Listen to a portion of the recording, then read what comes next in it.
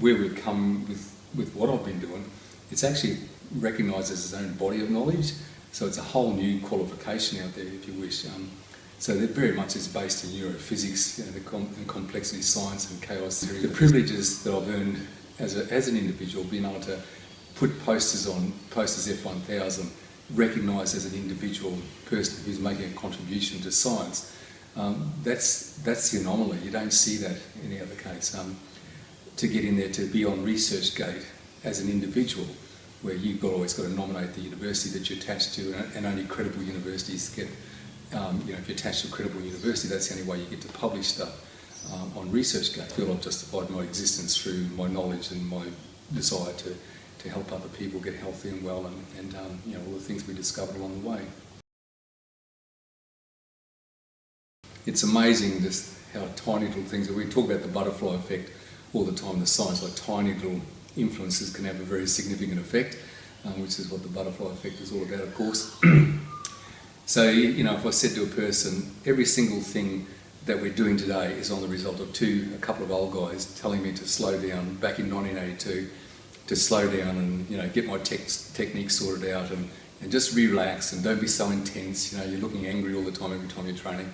To think what's actually come out of that is quite incredible. And that all came about because I did see these older guys, they're in their 60s and doing some amazing things with weights, but of course they were talking and chatting with one another, and in the process of doing it, in the other room, there's world champion powerlifters and they're yelling and screaming and slapping one another in the face, and I thought, well, this is a completely different power, they're in a completely different space to what these other guys are, but for their age, they're lifting weights that I wouldn't be able to lift. And I was trying to become Mr. Universe overnight back in those days, in 1982, so I thought, well, in maybe 4 years' time, I'll compete in a Mr. Queensland and not make a fool of myself, even though I was over in Perth at that particular time, but I lived in Queensland. So that was what the goal was. On that particular day, when I went and asked those guys how come they can do the stuff they do, and they simply just shrugged it off and just said, oh look, can you train hard enough, but you're going to kill yourself the way you're going about it. Why don't you just slow down and relax more, just get your technique, just drop your weights, get your technique sorted out and build it up from there. When I did that, I noticed, and I was trying to slow down and lift, relax on the squat, I noticed this tremor start to appear. And I thought, oh, that's interesting. So I took some more weight off, thinking that it would get better. When I took more weight off, it got worse. So I thought, how's this all working? So then I relaxed and I did 1 or 2 repetitions, but the tremor became so violent that I almost wanted to throw up. I put that up and I just thought straight away then and then on the spot, well, that's it, I'm a loser. I'm never going to be any good, because if this is the net result of all the training that I've actually done today, I've totally wrecked, intuitively I thought I've wrecked my nervous system. And, am I going to be able to fix this? I left and walked down the stairs, my legs were still shaking, could barely put my foot on the clutch of the car. So the after effects of that was just quite incredible. Lying at home at night, still that night, my body was still trembling. And all the time, images of things like fear and stuff like that. There's back when I went to boarding school young and got bullied and that type of those sort of things.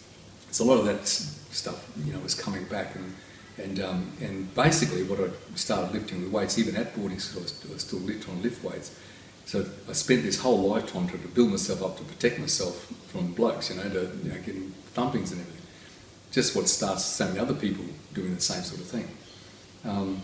So anyway, after a couple of days, wouldn't call it depression, but it was a realisation, very strong realisation that whatever I'd been doing certainly wasn't working. So I set about then trying to correct it. And literally I went through hell. I was trying to do these squats slow, and all this anxiety was coming up, and all this sweating and lots of flashbacks about different things and tears and God knows what, and trying to do push-ups off the bench. I could do 100 push-ups, but all of a sudden I'm trying to do one off a bench on an angle, and just trying to relax, and just same thing, massive anxiety coming out. So I guess I was smart enough to think, this is what my system is like at initial stages. So therefore, anything I'm doing above this can only be a manifestation of what control I've got under these circumstances. So that's what inspired me to keep going. And as the days went on, which the days turned into a week and then 2 weeks and so forth, and I just kept with some basic exercise, I could see that the whole dynamic had altered, that I was still doing the same thing, but the sensations of fear and anxiety had gone, that the tremor itself had changed its characteristics, that it went from very, very, what you'd call noisy type of dynamic, random and not making any sense at all, into something that now seemed to have a lot of flow about it. So it was, when I relaxed, I could switch it off and switch it on. What the other one was, what we now call neurogenic tremor, I couldn't switch that off, right? So it was just something that after I went through one of my sessions that I'd be in that state for several hours after, as if your nervous system's still trying to sort itself out and clean itself up. But what was different is that, I already had a couple of children, and it was like seeing those kids, as long as if when I started, it was like as if the first time I'd ever seen them, and I was playing with them. People were saying, "Oh God, Ken's really changed. He doesn't seem so intense anymore, and not so aggressive, and whatever." And getting back to my original goal that I had for 4 years, competing in Mr. Queensland, in 2 years after those days, not only had I won the overall Mr. Queensland, I'd come second in the Mr. Australia and competed at the World Championships in 1984. Came 5th at the Worlds, competed in the Universe as well then. I came 7th. Came back to Australia with Jeff King. He was the current, at the time, Mr. America, Mr. Universe. We toured around Australia. So my profile as a accomplished bodybuilder just went up through the roof in just that short period of time. I never ever thought about anybody else in this equation. I just thought this was something I'd done to myself, that it didn't really relate to anyone else. It was just unique to me. So I never bothered even talking to anybody. I just exploited it for my own needs and kept faithful to it for a good 5 years, competing as a professional bodybuilder and so forth. So there was lots of claims. I mean, people see, I was living in Mackay, for God's sake, and there was nobody in Mackay bodybuilding. I wasn't around the bodybuilding community at all.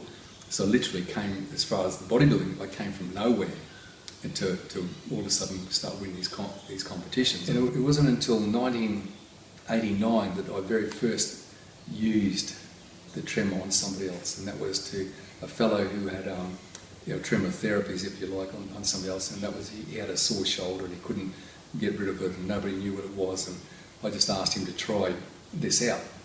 And of course, I was a little bit surprised, but at the same time not, that I seen this tremor in him, and I related that his shoulder was the result of the whole of anxiety that I knew he was under. He could only do it for a short period of time, but that little intervention that day was enough for him to get the best night's sleep he'd had for a long time. He came back the next day and commented as such, and then wanted to do it again, of course, and I was busy with other clients, so I just gave him some instructions and said, look, just slow all your things down and just exercise down and just do them correctly, and if that tremor starts to move, just make sure you're trying to balance it out both sides as best you can. And it worked. And then I got more adventurous. Somebody had a back, and then there was a knee, and then there was this and that. A person who had emotional disorders, mental type of disorders. I did the same thing with them, and so this was working, but didn't know why. And it was so effective that I started to do nearly all the rehabilitation work that was in Mackay at the time. So the Piney Valley Hospital, who was expanding their service to the community, they asked me to go in there to, basically as a tenant, to be able to run my rehabilitation work, do my rehabilitation work out of there. And to do that, I took my whole gym in there. So we got accredited with the Australian Hospitals Accreditation Committee. So remember, all this time I didn't have any qualifications. I wasn't a physiotherapist. People assumed I was because I was getting these results with people. And the comments were, Ken does something weird, we don't fully understand what he does, but it works. And so it did.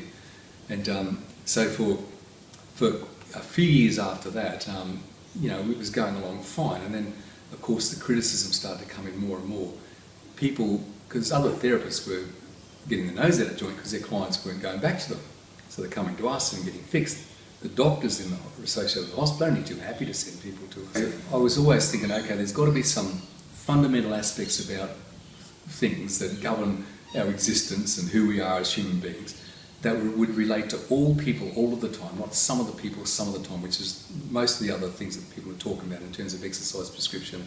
You know, someone does this and they didn't get any result out of that. I wanted to explain why they didn't get a result. You know, what was in that? So not just saying they didn't get a result because, you know, you don't have the genetics or whatever. I want to explain why do these people get results and these people don't? What is it there is? So certainly the psyche of the person helps out a lot, but I thought there's obviously more to it than that. So then I thought, well, obviously this is something really valuable here. And the only way it's going to be recognised is to find out how it works and then to get it recognised as a valid form of therapy. So that was you're talking about 1998 by then, and it took a good 11 years before. Like I understood it quite early in the piece, and the program that we had developed was already there, and it's still we're still true to that to this day, because I learned earlier on the piece. Well, when you do this, and instead of doing this, and I cut away all the stuff that wasn't necessary, it turned out that later on, when I was learning more about the theory and the complexity, that what I did perfectly coincided with the theory. So it all just matched up. Now that was amazing. So all of a sudden I could totally scientifically validate it, but there was nothing in the textbook originally. And then all of a sudden I was reading chaos theory, and I could start to see terms, even talking about bifurcations and self-organising, and yeah, that's what I'm seeing in the person's system. And then it just made sense what strange attractors were, and they related to living systems, and you know, so I'm seeing these dynamics. This is what's taking place. So it created a basis for it. That was good, but then I still had to explain the neuroscience behind it. How does this all occur at the level of the nervous system? What's the biological result of these dynamics taking place? And so I had to relate these dynamics and transitions that were occurring in people's systems to some alterations that were taking place within the nervous system itself.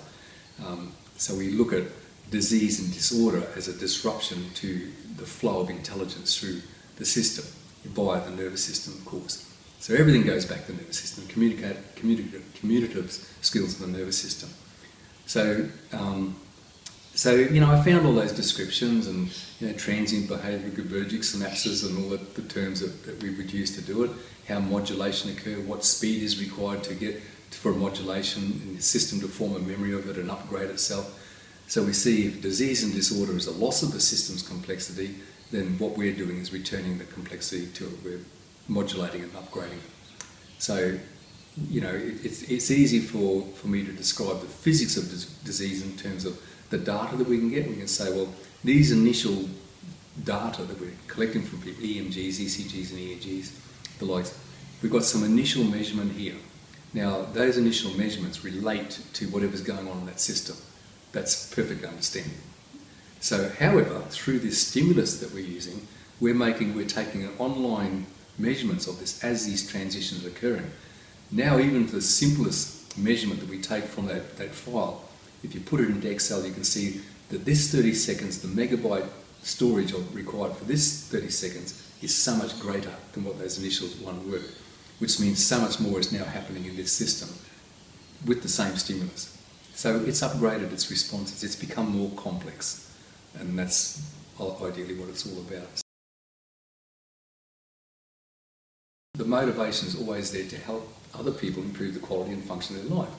You know, who wants to live to 90 years of age if you need somebody else to you know, take you to the toilet every day and do all this? So it's about quality of life. And you know, I've just always been, you know, extremely interested in, as an athlete. I guess I was still wanting to help other people, and I'd always give advice for training, helping people to do it. But when you start to work with people with, you know, higher levels of disease and disorder who haven't been able to get a result in any other way, and you see that you can help them, and the comments that they make as a result of that, there's nothing more motivating than those comments. You know, and people coming up and saying, oh, you know, you've saved my life and you've given me my life back. And, you know, and I've compromised a lot of my own health, to be honest, in terms of what was required to get this across the line scientifically. The hours and hours and hours sent at the computer, you know, knotted up in the stomach, trying to get bits of theory to match up and explanations that, not having a scientific background and all of a sudden realising you're going and talking in front of the most critical minds in the world, critical thinkers in the world, knowing full well what happens to you if you don't get everything right. So there's long periods of time that I spent like that, not training properly myself, and so that was an effort to get that validated, so that when people who are learning how to do this, they don't have to do those battles anymore. They've just got a clean run at the line. They don't have to look over their shoulder, who's going to criticise them or anything like that. So there's lots of motivation there to not only help other people, but to teach other people how to do this.